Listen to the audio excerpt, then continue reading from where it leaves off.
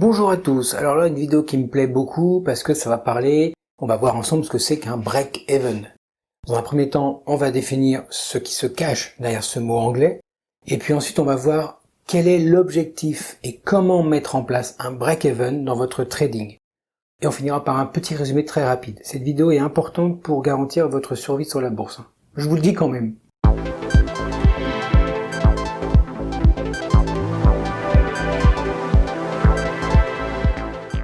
Bon alors, dans cette vidéo, on va parler de gestion des risques, de stop loss, de profit, de perte, de trade et encore divers autres mots utilisés couramment dans le trading.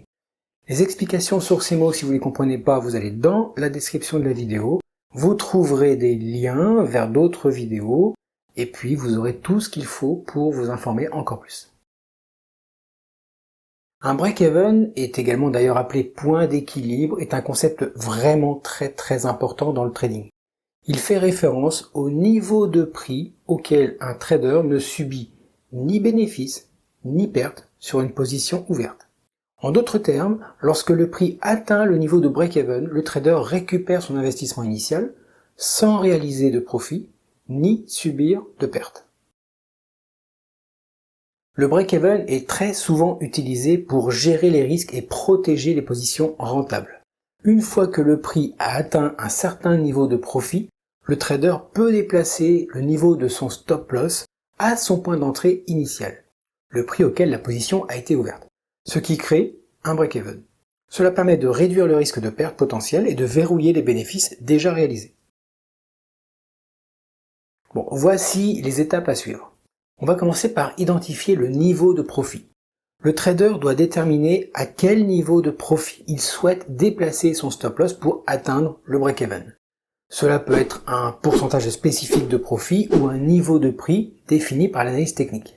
La seconde étape, c'est de déplacer le stop loss. Une fois que le niveau de profit est atteint, le trader peut ajuster son stop loss pour le déplacer au niveau de son point d'entrée initial.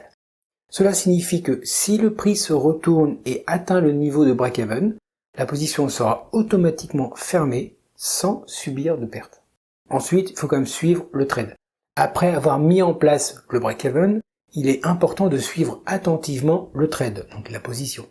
Si le prix continue à évoluer en faveur du trader, il peut ajuster le stop loss à des niveaux de profit supplémentaires pour sécuriser davantage de gains. Ça pose pas de problème. Cependant, si le prix se retourne et atteint le niveau de break-even, le trader sortira de la position sans gain ni perte, sauf si le stop loss a déjà été remonté à des niveaux où on garantit un gain minimum. Tout ça, ça rentre dans la gestion des risques. Il est vraiment essentiel de garder à l'esprit que la mise en place d'un break-even ne garantit pas toujours une sortie sans perte, car il y a des conditions de marché où la volatilité crée un slippage de l'ordre de clôture. Ça peut glisser un petit peu, c'est pas grave. Pour rappel, un slippage, c'est la différence entre le prix au moment où l'émission de l'ordre, par exemple de clôture, a été envoyée, et le prix au moment de l'exécution de cet ordre. Ça peut glisser un peu s'il y a beaucoup de volatilité par exemple. Donc dans certaines conditions de marché, le prix peut atteindre le niveau de break-even et puis ensuite rebondir dans la direction initiale du trade. Bon, ça peut arriver mais c'est pas très grave. Par conséquent, ça veut dire qu'une gestion prudente des risques, y compris l'utilisation de stop loss appropriés et la diversification des positions est importante pour protéger le capital du trader. Vous voyez, c'est un ensemble cohérent de tous ces petits points mis les uns avec les autres. Bon, en résumé, le break-even est le niveau de prix auquel un trader ne réalise ni profit ni perte sur une position ouverte. Il peut être utilisé pour gérer les risques et protéger les positions rentables. Pour mettre en place un break-even, le trader doit identifier le niveau de profit, déplacer le stop loss au point d'entrée initial et suivre attentivement le trade. Nous voici arrivés à la fin de la vidéo, mais avant de nous quitter, vous mettez le pouce si ça vous a plu, un petit commentaire si vous avez des choses à dire, n'hésitez pas, je les lis tous, et puis abonnez-vous, comme ça la suite vous l'aurez aussi.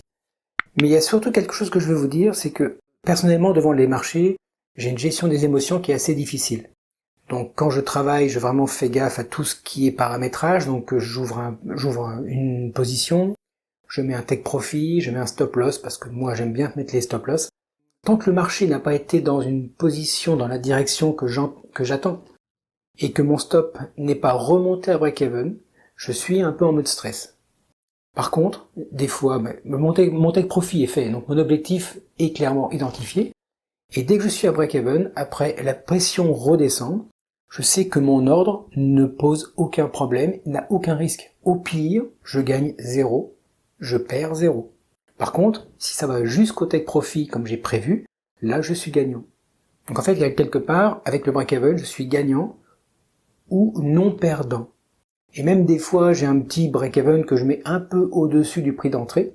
Comme ça, je me garantis quand même un petit quelque chose. C'est pas ce que je prévois, mais en tout cas, j'ai un petit matelas de confort. Et puis, j'ai bien sûr le gain potentiel que je vise.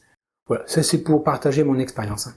Bon allez, maintenant, il me reste plus qu'à vous souhaiter de faire de bons trades. Et puis faites gaffe quand même, parce que même avec un break-even, les marchés sont faux quand même.